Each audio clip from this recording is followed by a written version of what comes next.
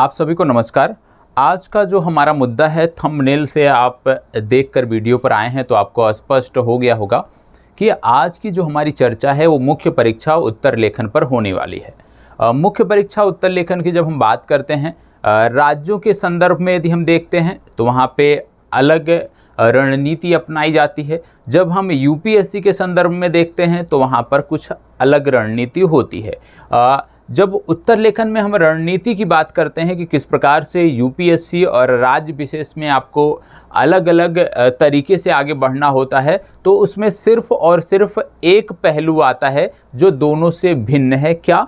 राज्य विशेष में बहुत सारे राज्य हैं जहां पर प्रश्नों के पूछे जाने की संख्या कम है। बहुत सारे ऐसे राज्य हैं जहां पर मुख्य परीक्षा के प्रश्न पत्र में काफ़ी प्रश्न पूछे जाते हैं। प्रश्न पूछने से संबंध है कि जो शब्द सीमा होती है कि एक प्रश्न में आपको अधिकतम कितने शब्द लिखने हैं, वो विभिन्न राज्यों के संदर्भ में अलग अलग होते हैं। रही बात यूपीएससी की, तो उसका एक अपना अलग पैटर्न है। तो जब हम उत्तर लेखन की आज हम जो बात करेंगे तो यहाँ पर संघ लोक सेवा आयोग और राज्य लोक सेवा आयोग को हम साथ लेकर चलेंगे, क्योंकि आज़ाद बीपीएससी मोबाइल ऐप और आज़ाद बीपीएससी एकेडमी के चैनल पर आप देख रहे हैं। तो लास्ट में बिहार राज्य विशेष के लिए क्या चीज़ें आपको करनी चाहिए, बिहार राज्य विशेष के संदर्भ में उत्तर लेखन में क्या और आपको बेहतर करना चाहिए, उस पर भी हम बात करेंगे। लेकिन एक कॉमन तरीका होता है, क्योंकि उत्तर लेखन एक कला है और इसको सीखने का जो तरीका है वो चाहे आप राज्य विशेष की तैयारी कर रहे हैं या आप यूपीएससी की तैयारी कर रहे हैं, एक ही चीज़ें होती हैं। तो बहुत सारी चीज़ें हैं, आप कह सकते हो 90% जो हिस्सा है इस कला का वो कॉमन है,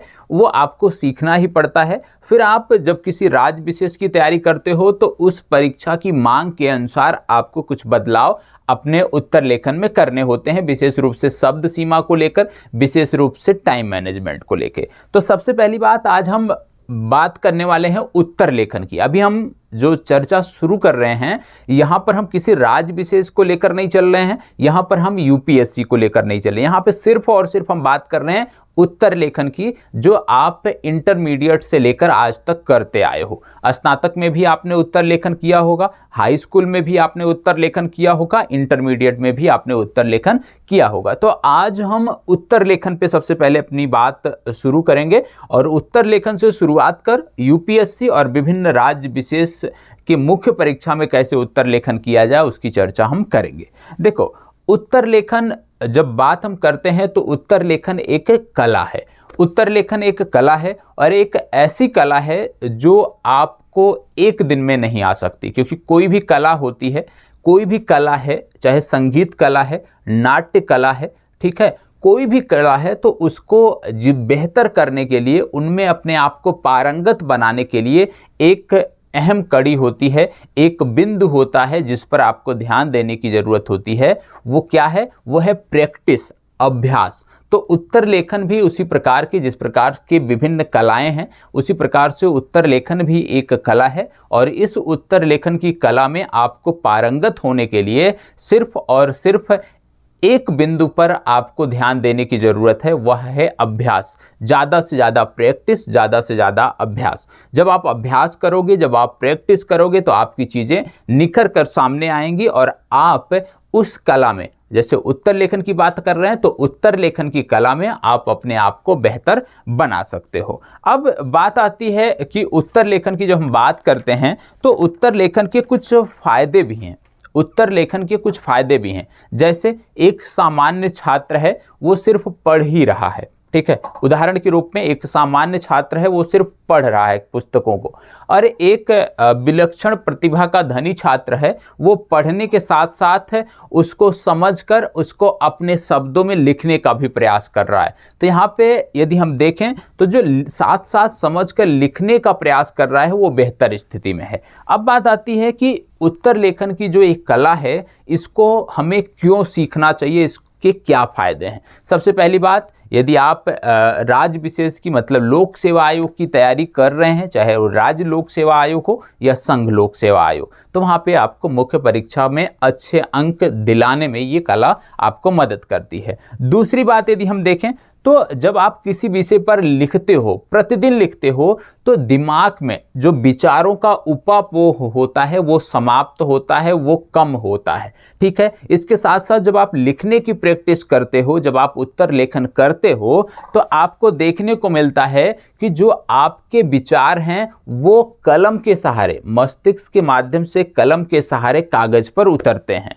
और शुरुआती में दिनों में यदि आप देखते हो, प्रारंभ के दिनों में यदि आप देखोगे, तो आपको देखने को मिलेगा कि दिमाग में कुछ अलग चीज़ें चल रही होती हैं और कापी पे जब आप उतारते हो तो कुछ अलग चीज़, मतलब दोनों में भिन्नता देखने को मिलती है, मतभेद देखने को मिलता है।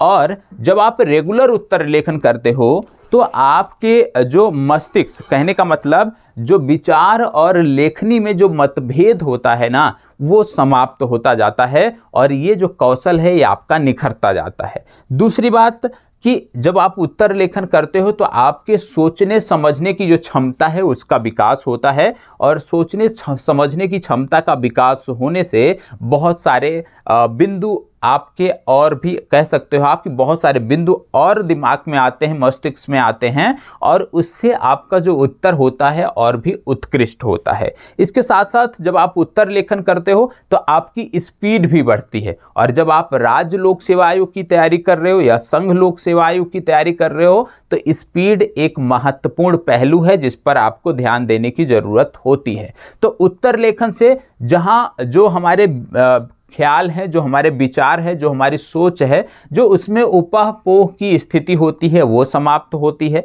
हमारे दिमाग में जो विचार पहले बहुत धीरे धीरे आते थे, जब हम उत्तर लेखन करने बैठते हैं तो वो जो विचार है वो जल्दी जल्दी आते हैं, मतलब हम उत्तर लेखन और तीव्र मतलब और कम समय में कर सकते हैं। इसके साथ साथ यदि हम देखें तो स्पीड के अनुकूल जब थॉट आने लगते हैं, स्पीड के अनुकूल जब विचार आने लगते हैं तो उत्तर लेखन में आपको कम समय लगता है। साथ ही साथ जब आप उत्तर लेखन कर लेते हैं, किसी प्रश्न का उत्तर लेखन करते हैं, उसका मूल्यांकन करते हैं, तो जब मूल्यांकन करते हैं तो उसमें आपको बहुत सारी कमियां देखने को मिलती हैं। कमियां आप पढ़ोगे, अपना ही उत्तर लिखकर जब आप पढ़ते हो तो वहाँ पे आप देखते हो कि अच्छा कुछ छूट गया है। फिर आप देखते हो कि प्राथमिकता, जो शब्द की प्राथमिकता है, पहले ये लाइन होनी चाहिए थी, ये पंक्ति पहले होनी चाहिए, बाद में लिखा है, वो पता चलता है। तो जब भी आप उत्तर लेखन करें, अभी मैं सिर्फ उत्तर लेखन की बात कर रहा हूं, जब भी आप उत्तर लेखन करें तो अपना मूल्यांकन अवश्य करें। जब आप अपना मूल्यांकन करोगे तो बहुत सारी कमियां ऐसी हैं जिनको आप आसानी से दूर कर सकते हो। इसके साथ साथ आप देखोगे कि यदि कोई टॉपिक है, मान लीजिए अब मैं राज्य लोक सेवा आयोग और संघ लोक सेवा आयोग की तरफ धीरे धीरे बढ़ रहा हूं।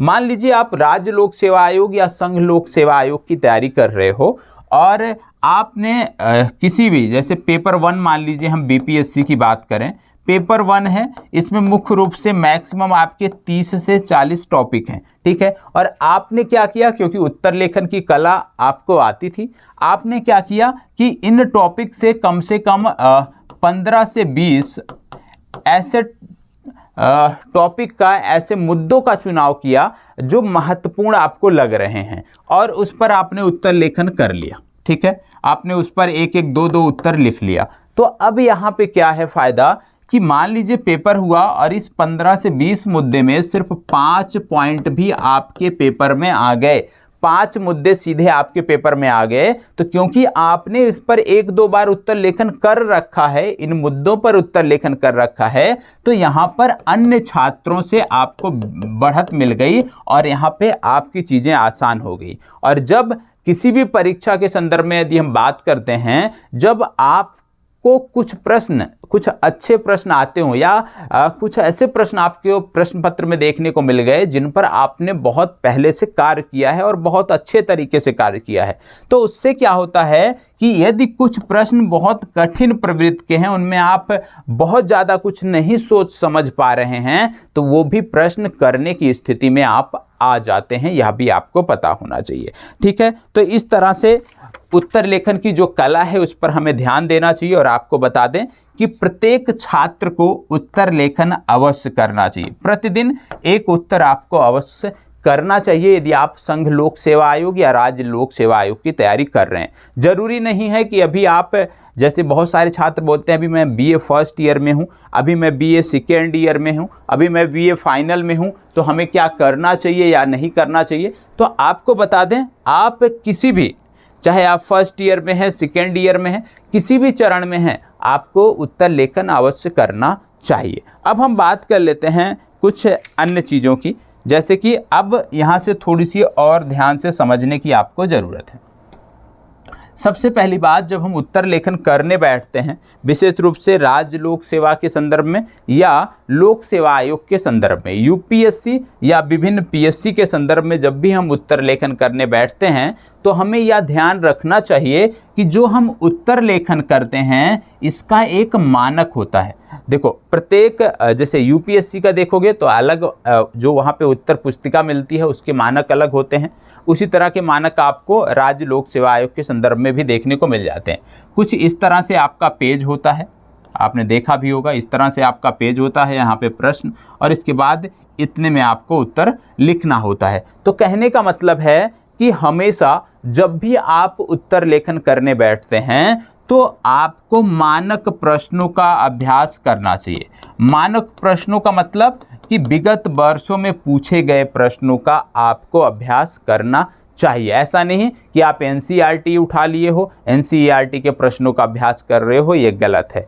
दूसरा, जब भी आप प्रैक्टिस करें, ये जो मानक उत्तर पुस्तिका है इस पर आप प्रैक्टिस करें। बहुत महंगी नहीं है, एक मॉडल आपको मिल जाएगा, नेट पे गूगल के माध्यम से सर्च करोगे और वही लेकर आप जीरोक्स करा लो, 200-300 कॉपी जीरोक्स करा लो आप उसकी, या मार्केट में आपको मिल जाएगा, फ्लिपकार्ट अमेजन पे मिल जाएगा, आज़ाद पब्लिकेशन में आपको मिल जाएगा, आप मंगा सकते हो और यहाँ पे आप अपना उत्तर लेखन करो, आपकी चीज़ें बेहतर होंगी। ठीक है। दूसरी बात तो ये हो गई कि सबसे पहले जिन प्रश्नों का आप अभ्यास करते हो वो आपकी परीक्षा से संदर्भित होने चाहिए।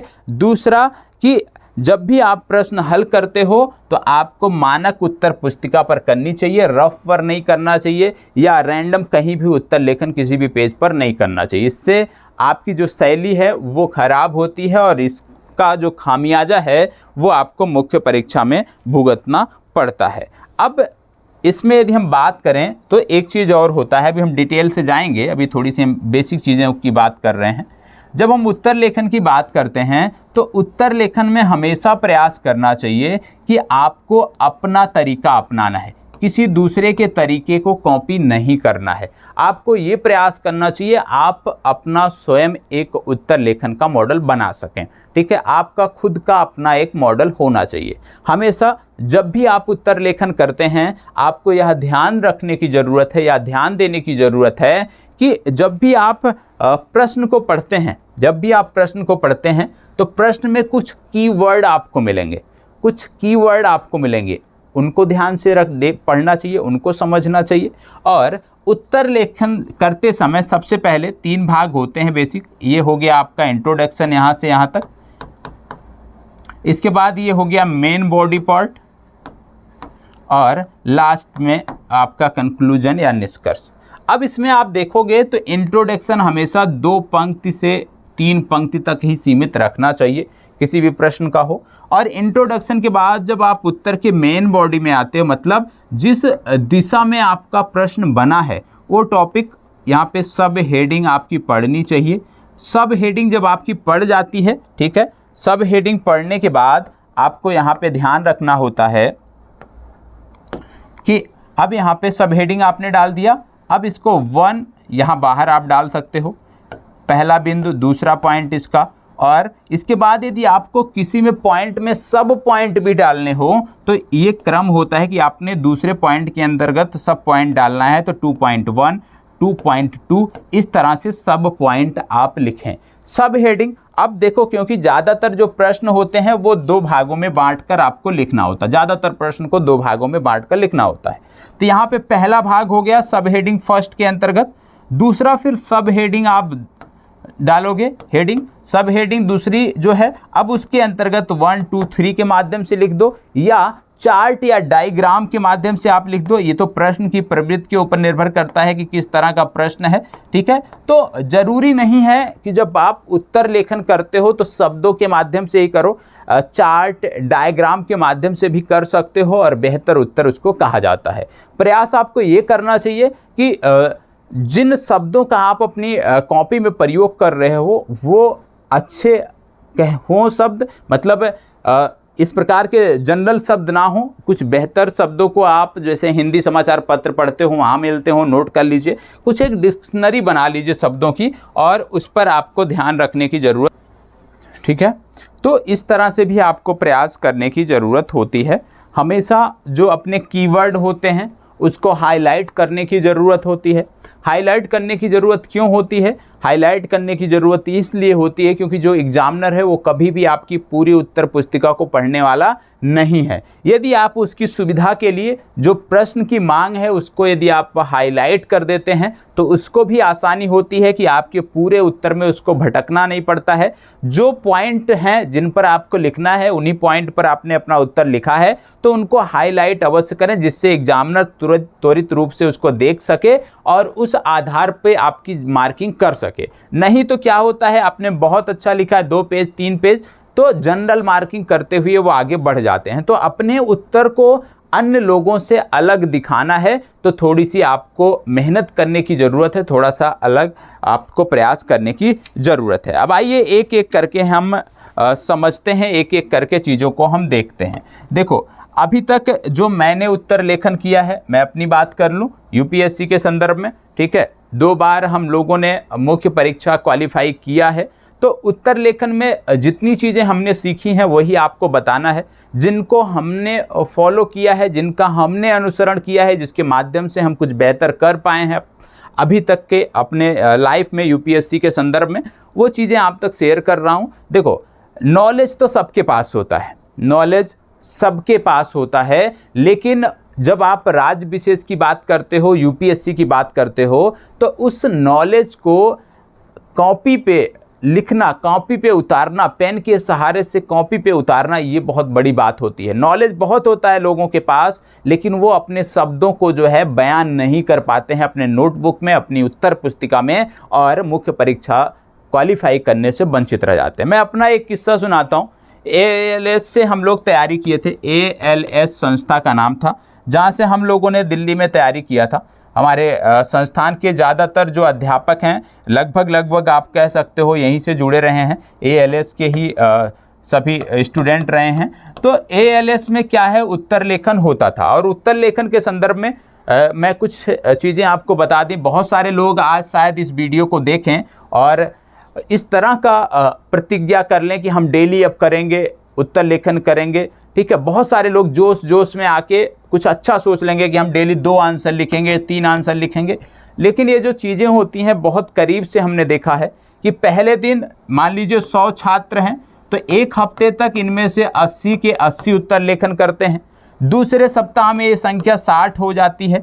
तीसरे सप्ताह, चौथे सप्ताह आते आते ये संख्या 30 की हो जाती है, जो लोग रेगुलर बने रहते हैं उत्तर लेखन में। और फिर यदि 6 माह बाद देखो तो ये संख्या गिरकर 5 से 10 रह जाती है।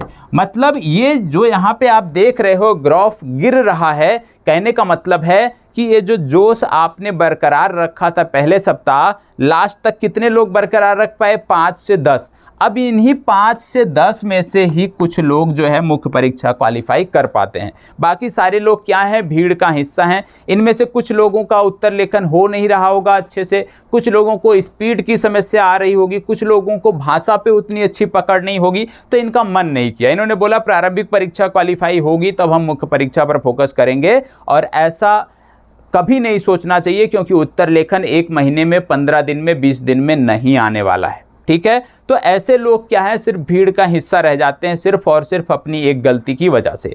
जो इन समस्याओं को जूझता हुआ, अपने आप को परिवर्तित करता हुआ यहाँ तक पहुँचता है, वही जाकर इसके काबिल बनता है, वही लोग जाकर मुख्य परीक्षा क्वालिफाई कर पाते हैं। तो कहने का मतलब है कि मैं सिर्फ इतना कहूँगा कि जो लोग जुड़ें वो लास्ट तक जुड़े रहें। कम से कम आपको ये काम कम से कम बीपीएससी के संदर्भ में यदि हम देखें तो लगातार 4 महीने मेरे साथ करना है जब तक आपका एग्ज़ाम नहीं होता।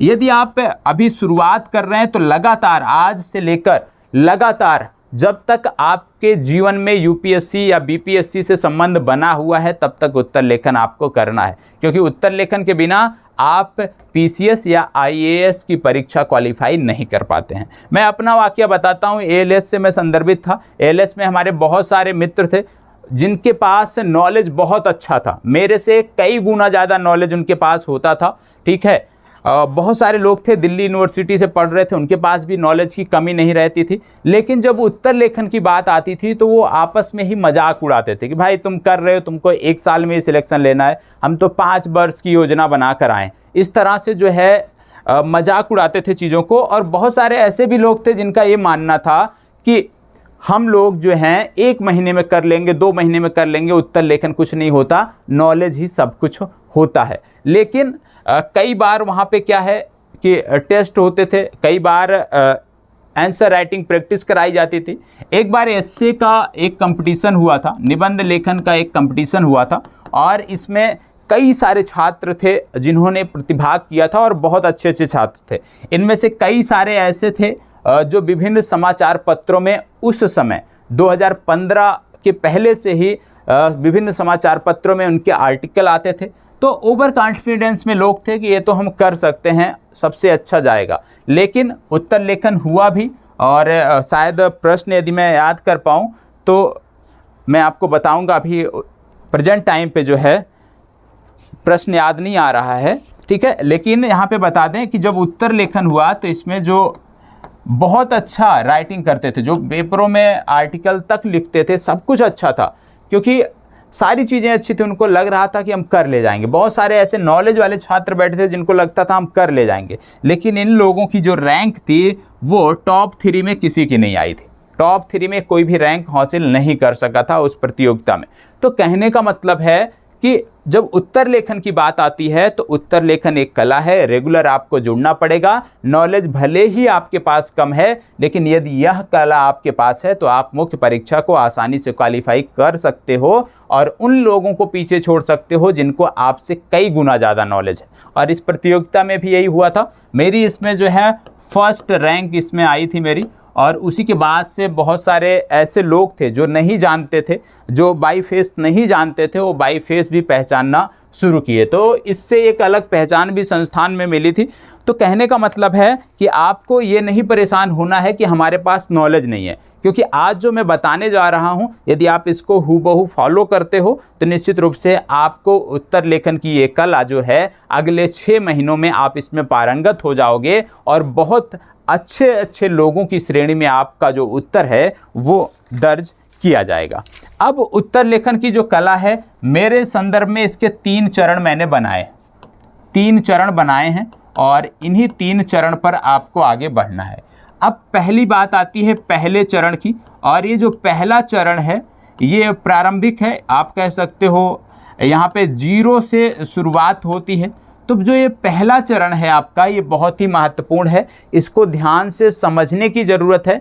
जो पहले चरण में अपनी नियमितता को बरकरार रखता है, जो पहले चरण में नियमित रहता है, पहले चरण को पास कर जाता है, निश्चित रूप से उसकी जो उत्तर लेखन की कला है वो बहुत ही बेहतर हो जाती है। अब पहला चरण क्या है कि आप जानते होगी कि पहला चरण जब हम उत्तर लेखन की बात करते हैं तो लोग बोलते हैं नॉलेज होना चाहिए, पहली बात तो सब जिस बारे में हम बात कर रहे हैं, स्पीड होनी चाहिए, ठीक है, फैक्ट होने चाहिए। अभी हम पहले चरण में हमें कुछ भी नहीं चाहिए। हमारे पास नॉलेज नहीं है, 0 है, कोई बात नहीं। हमारे पास फैक्ट 0 है, कोई बात नहीं। हमारे पास टाइम फ्रेम का जो है हम उसमें काम नहीं कर पाते, स्पीड बहुत स्लो है, कोई बात नहीं। क्योंकि जो हमारा पहला चरण है, पहले चरण में जो हम बात करते हैं ये सिर्फ और सिर्फ 0 से शुरुआत के लिए है। सबसे पहले इसमें आपको क्या करना चाहिए, कोई इसमें आपको अभ्यास करना है। और अभ्यास कैसे करना है, सबसे पहले कोई भी एक प्रश्न उठाना है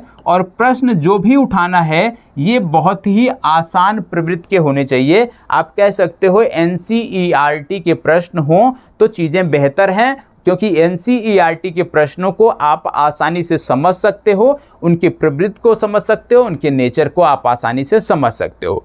तो जो लोग पहले चरण से शुरुआत कर रहे हैं मेरे साथ, सबसे आसान सा प्रश्न आपको उठाना है जिसको आप समझ सको, उसके बारे में आपको भले ही नॉलेज ना हो लेकिन प्रश्न आप समझ सको कि प्रश्न की मांग क्या है। अब आपने आसान सा प्रश्न उठा लिया, ठीक है। मान लीजिए इसमें आपको पाठ्यक्रम के अनुसार, क्योंकि आप विषय से उठाओगे तो पाठ्यक्रम के अनुसार ही होगा, तो अब इसमें आपने किया कि प्रश्न आपने उठा लिया। अब प्रश्न तो आपको समझ में आ रहा है लेकिन उसके बारे में नॉलेज नहीं है, फैक्ट नहीं पता है, तो आपको क्या करना है, अब यहाँ पे किताबों का सहारा लेना है, यहाँ पे वेबसाइट का सहारा लेना है, यहाँ पे मोबाइल का सहारा लेना है और जिस संदर्भ में यह प्रश्न है उससे जुड़ा हुआ जो फैक्ट है वो कलेक्ट करना है। चाहे आप पुस्तकों से करिए, ऑनलाइन माध्यम से करिए, किसी भी प्रकार से करिए, लेकिन इससे संदर्भित फैक्ट जो है अब आपको कलेक्ट करने हैं। मान लीजिए अब आपने इससे संबंधित समस्त फैक्ट को कलेक्ट कर लिया है, ठीक है, समस्त फैक्ट को आपने कलेक्ट कर लिया है। अब आपको क्या करना चाहिए, क्योंकि जब आप फैक्ट कलेक्ट किए होंगे तो उसकी प्राथमिकता तो ऐसा नहीं होगा कि जिस प्रकार से प्रश्न में पूछा गया है उसी प्राथमिकता में हो, तो अब आपको फिर से एक बार इस प्रश्न को पढ़ना है, ठीक है। सारा फैक्ट इकट्ठा कर लिया, अब फिर से इस प्रश्न को पढ़ना है और इस प्रश्न को पढ़ने के बाद आपको पॉइंट वाइज किस प्रकार से लिखना है, पॉइंट वाइज लिखना है या ग्राफ के माध्यम से दर्शाना है या पैरा वाइज लिखना है आपका उत्तर, ये आपको डिसाइड करना है। और ये आपको कब पता चलेगा, जब आप प्रश्न पढ़ोगे, तो प्रश्न पढ़ने के बाद आपको उसका नेचर पता चल जाएगा कि इस प्रश्न को हम पैरा वाइज लिख सकते हैं, ग्राफ के माध्यम से दर्शा सकते हैं या पॉइंट वाइज लिख सकते हैं। पता चल गया। अब फैक्ट आपके पास हो गए, आपने ये डिसाइड कर लिया कि अब इस उत्तर को हमें किस प्रकार से लिखना है। मान लीजिए आपने डिसाइड किया कि इसको ग्राफ जो है पैरा के माध्यम से हमें लिखना है और इसको पूरा जो प्रश्न है हमारा, इसको दो भागों में विभाजित किया जा सकता है। तो आपने दो भाग में प्रश्न को विभाजित किया, ठीक है, कि प्रश्न को दो भागों में विभाजित करके हमें लिखना है, सारा फैक्ट हमारे पास है। अब आपको क्या करना है कि ये जो पार्ट 1 है, पार्ट 1 में क्या चीज़ें आपको पार्ट 1 में लिखनी है। अब जिन चीज़ों के बारे में पार्ट 1 में लिखना है, क्योंकि प्रश्न आपको समझ में आ रहा है, मैंने बोला आसान प्रवृत्ति का प्रश्न है, तो पार्ट 1 में जिन चीज़ों को लिखना है, जो आपने नकल मारकर, रट्टा मारकर फैक्ट इकट्ठा किया है, उन फैक्ट से क्या चीज़ें आप पार्ट 1 में लिखोगे, उसका एक क्रम निश्चित कर लीजिए कि कहाँ से शुरुआत करनी है और कहाँ पर पार्ट 1 को समाप्त करना है। इसी प्रकार से पार्ट 2 के लिए भी आपको काम करना है कि पार्ट 2 में क्या क्या चीज़ें लिखनी है और उनका क्रम क्या होना चाहिए, उनकी प्राथमिकता क्या होना चाहिए, उसको आप तय कर लिख लीजिए, बता दीजिए कि इस प्रकार से आपको लिखना है। अब आपने सब कुछ कर लिया, आपने यह भी डिवाइड कर लिया कि पैरा में लिखना है इसको, आपने यह भी डिवाइड कर लिया कि इसको कितने भाग में डिवाइड करके लिखना है, आपने उत्तर की प्राथमिकता भी तय कर ली कि किस प्रकार से आपको फैक्ट अपने उत्तर में डालने हैं। अब आपको क्या करना है, एक बार फिर से प्रश्न पढ़ना है और पुनः इस उत्तर को अब लिख डालना है। अब क्योंकि सब कुछ आपके पास है तो आप आंसर लिख चुके हैं। अब जब आप आंसर लिख चुके हैं तो आप देखते हैं आंसर आपका कंप्लीट हो गया। अब आंसर जब कंप्लीट हुआ तो पुनः आपको इसको पढ़ना है, इसको बोलते हैं स्वमूल्यांकन। जब पुनः आप अपने उत्तर को एक बार पढ़ोगे तो आप देखोगे कि बहुत सारी कमियां आप स्वयं पकड़ लेते हो सकता है कहीं शब्दों में हेर फेर हो सकता है कहीं कुछ पंक्तियां पहले लिखनी रही हो बाद में लिख दिया हो, या बाद में लिखनी रही हो पहले लिख दिया हो, वो पकड़ में आ जाएगी।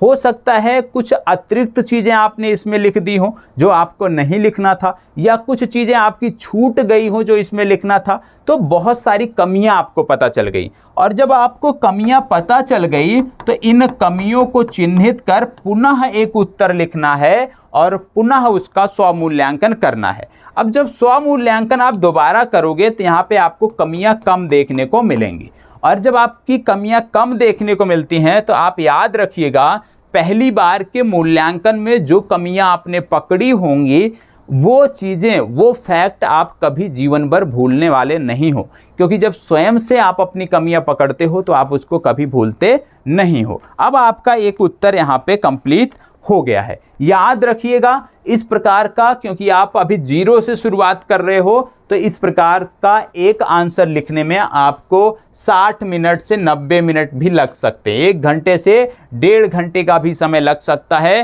क्योंकि आपको सिर्फ प्रश्न समझ में आ रहा था, फैक्ट आपके पास नहीं था। इसके बाद और अन्य जो बेसिक चीज़ें हैं उसकी जानकारी आपके पास नहीं थी, तो इसमें समय लग सकता है। इस पे घबराने की ज़रूरत नहीं है। अब दूसरी बात आती है शब्द सीमा की। हो सकता है यहाँ उत्तर आपका जो आपकी निर्धारित शब्द सीमा है उससे कई गुना ज़्यादा हो, यहाँ भी आपको घबराने की ज़रूरत नहीं है।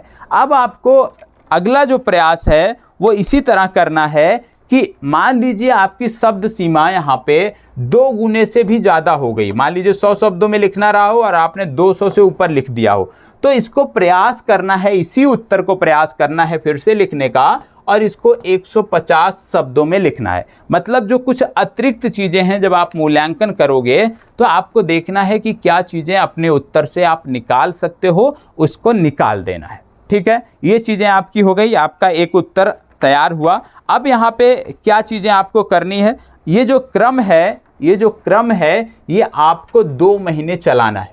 कम से कम 2 महीने इस पैमाने पर आगे बढ़ना है। ठीक है, और जब 2 महीना आप इस तरह से उत्तर लेखन करते हो, मतलब सप्ताह में यदि आप 3 दिन भी करते हो बहुत है। ठीक है, प्रारंभ में, क्योंकि 1 घंटे लगभग समय आपका लगेगा एक उत्तर लिखने में। ठीक, तो 2 महीने जब आप इस तरह की मेहनत करते हो, इस तरह की एक्सरसाइज करते हो, तो आप देखोगे आप में काफ़ी बदलाव देखने को मिलेगा। और जब 2 महीने बाद हम बात करेंगे कि भैया अब आपका 2 महीना समाप्त हो गया है और अब पहले चरण से आप दूसरे चरण में प्रवेश कर गए हैं, तो जब आप दूसरे चरण में प्रवेश करोगे ना, जैसे बहुत सारी बीमारियों के लक्षण होते हैं कि भैया ये बीमारी अगर है तो इसके ये लक्षण दिखेंगे, तो इसी प्रकार से जब दूसरे चरण में आप प्रवेश करोगे तो आपको लगेगा कि भैया मुझे जो है उत्तर लेखन की ये जो बीमारी है ये अब लग चुकी है, और इसके लक्षण के तौर पर क्या चीज़ें दिखेंगी वो मैं बता दे रहा हूँ। आपको दिखेगा कि जो पहले द्वंद्व होता था विचारों में और आपकी लेखनी में, जो द्वंद्व होता था, वो जो द्वंद्व था वो द्वंद्व अब कम हो चला है। आपको देखने को मिलेगा लक्षण में कि पहले जब आप उत्तर लेखन करने जाते थे शुरुआत में तो तनाव में बहुत रहते थे, वो तनाव भी अब कम हो गया है। आपको देखने को मिलेगा कि जब आप उत्तर लेखन करने बैठते थे तो प्रश्न पहले समझने में समय लगता था, आज स्थिति यह हो गई है कि आप प्रश्न को समझ सकते हैं आसानी से, मतलब प्रश्न समझने में आपको समय नहीं लग रहा है। और क्या लक्षण दिखेगा आपको, और लक्षण आपको दिखेगा कि भाषा पर आपकी पकड़ बेहतर हो गई है। और क्या लक्षण दिखेगा कि जो स्पीड थी आपकी ना, वो स्पीड भी अब अच्छी हो गई है। तो यदि आपको ये लक्षण 2 महीने बाद दिखते हैं, इसका मतलब है कि आप दूसरे चरण में प्रवेश करने के योग्य हैं। यदि ये लक्षण नहीं दिखते हैं तो इसका मतलब है कहीं ना कहीं जो हमने पहले चरण का डोज लिया था वो पूरा नहीं लिया है। तो फिर से आपको पहले चरण का जो डोज है उसको लेना है और उस पर तब तक काम करना है जब तक आपके अंदर ये लक्षण नहीं दिखने लग जाएं। ये लक्षण दिखने का मतलब है कि आप सही दिशा में आगे बढ़ रहे हो, आप दूसरे चरण में प्रवेश कर रहे हो। अब आपको क्या करना है, यदि आपके ये लक्षण दिखते हैं, ये लक्षण तब दिखेंगे जब आप ईमानदारी से प्रयास करोगे। ईमानदारी से प्रयास करोगे तो ये लक्षण दिखेंगे। अब यहाँ पे क्या करना है, यहाँ पर सिर्फ एक बदलाव करना है। अभी भी आपको नकल करके रट्टा मारकर लिखना है, लेकिन अब यहाँ पे जो आप प्रश्न उठाइए वो प्रश्न अपने, यदि आप जिस भी राज्य लोक सेवा आयोग की तैयारी कर रहे हो या संघ लोक सेवा आयोग, मतलब अपने पाठ्यक्रम के अनुसार प्रश्न उठाइए। ठीक है, प्रश्न अपने पाठ्यक्रम के अनुसार उठाइए, क्योंकि अब आपकी समझ बेहतर हो चुकी है। और अपने पाठ्यक्रम के साथ उठाने के बाद अभी भी वही काम करना है, नकल मारना है, रट्टा मारना है, कॉपी से फैक्ट इकट्ठा करना है, नोट से करना है, वेब से करना है, जहाँ से भी कर सको आपको ये काम अभी भी करना है। लेकिन प्रश्न की जो गुणवत्ता है आपको पाठ्यक्रम के अनुसार अब रखनी है। साथ ही साथ अभी तक जो आप 1 घंटे का समय लेते थे, 60 मिनट का जो समय लेते थे, 90 मिनट का समय लेते थे, 2 घंटे का समय लेते थे एक उत्तर को लिखने में, अब इसको आपको ले आना है। जो भी आपका, देखो हर राज्य लोक सेवा आयोग में अलग अलग समय होता है प्रश्नों को हल करने का, आप कैलकुलेट करते हैं, तो आपको अधिकतम अब इसको ले आना है 1.5 से 2 गुने पे। मतलब यदि आपकी परीक्षा में एक उत्तर लिखने का समय आपको 10 मिनट मिल रहा है, तो अधिकतम अब आपको अपने उत्तर को 20 मिनट में समाप्त करना है, इससे ज़्यादा नहीं करना है। सिर्फ और सिर्फ 2 बदलाव, प्रश्न अब आपको अच्छे लेने हैं, अपने पाठ्यक्रम के अनुसार लेने हैं, और आपको अपना जो समय है उत्तर लेखन का ये अधिकतम 2 घंटे तक रखना है, 2 गुने तक रखना है। ठीक है, जितने भी आपकी परीक्षा में समय मिलता है उसका 2 गुना समय रखना है एक प्रश्न को लेकर। ठीक है, मान लीजिए यदि हम बात करें यूपीएससी की, तो आप मान लीजिए कि यहाँ पे जो आप समय दोगे वो बहुत ज़्यादा आप 15 मिनट दे सकते हो, 12 से 15 मिनट।